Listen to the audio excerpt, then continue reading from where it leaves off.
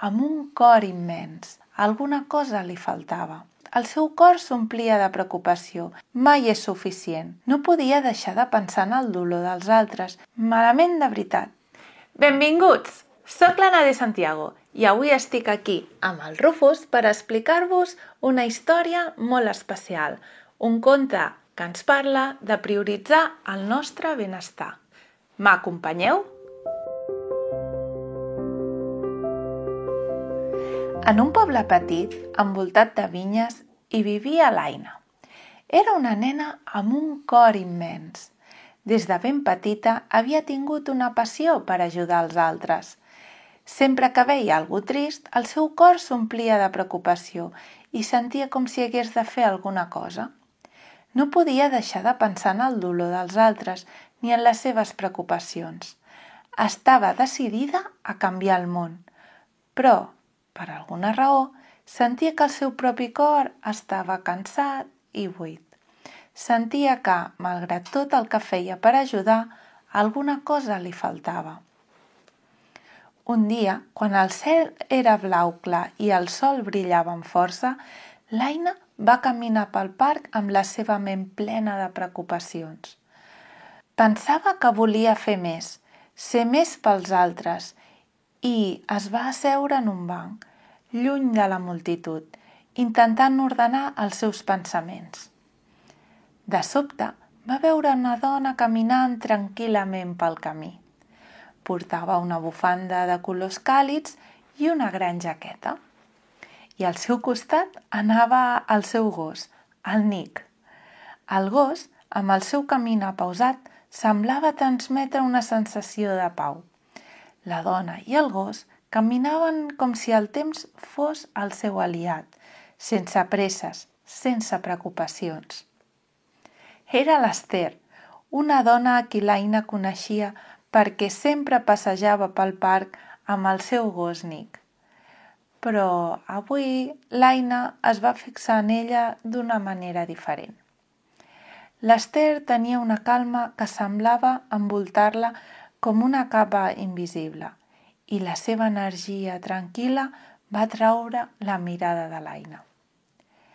L'Aina, amb un sospir profund, es va aixecar i va caminar cap a l'Ester.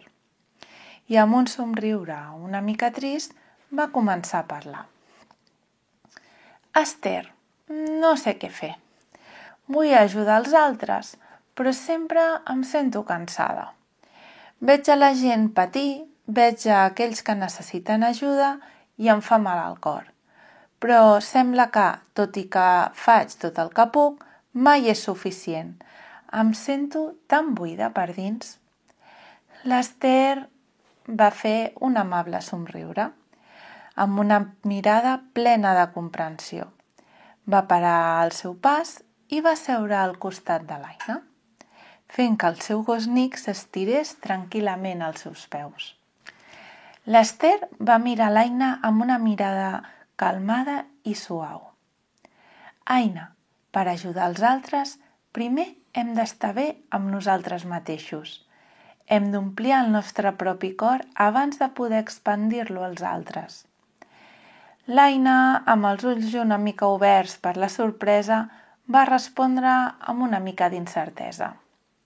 Però, Ester, jo vull fer tant que ho passo malament. Malament de veritat, i estic trista tot el dia. L'Ester va somriure i va tocar suaument el cap del Nick, que aixecava la vista com si volgués escoltar la conversa. Va fer una pausa abans de continuar. L'Ester va dir amb una veu tranquil·la però plena de saviesa. El problema, Aina, és que si el teu cor està buit, si et deixes portar pel cansament i la preocupació, el que podràs donar als altres no serà el millor de tu mateixa. Per poder ajudar de veritat, has de ser forta, has de tenir energia i pau dins teu. És com si volguéssim cuidar d'un jardí. Si la terra no és saludable, les flors no podran créixer. Però si la terra està ben cuidada, si està sana, les flors floreixen amb tot el seu esplendor. I tu ets com aquest jardí. Si et cuides a tu mateixa, el teu cor serà ple d'amor i aquest amor podrà omplir el dels altres. L'Aina es va quedar en silenci. Les paraules de l'Ester feien ressonar alguna cosa dins seu. Mai no s'havia aturat a pensar que potser havia de parar una estona per cuidar-se ella mateixa, per omplir el seu propi cor abans de poder ajudar els altres. L'Aina, amb un somriure tímid, va preguntar: «Però Ester, i com puc fer-ho? Com puc aprendre a cuidar-me més a mi mateixa i no sentir-me culpable per dedicar-me temps a mi?» L'Ester, amb una mirada plena de tendresa, va mirar l'Aina als ulls i va respondre: «El primer pas és aprendre a escoltar-te. Quan et sentis cansada, pren-te una estona per descansar. Llegeix un llibre que t'agradi, camina pel parc, escolta la teva música preferida. El segon pas és dir-te a tu mateixa que mereixes tot aquest temps, que mereixes sentir-te bé i estar en pau amb tu mateixa. Quan el teu cor estigui ple, llavors podràs donar als altres amb tot el teu amor, amb tota la teva força». A partir d'aquell dia, l'Aina va començar a canviar.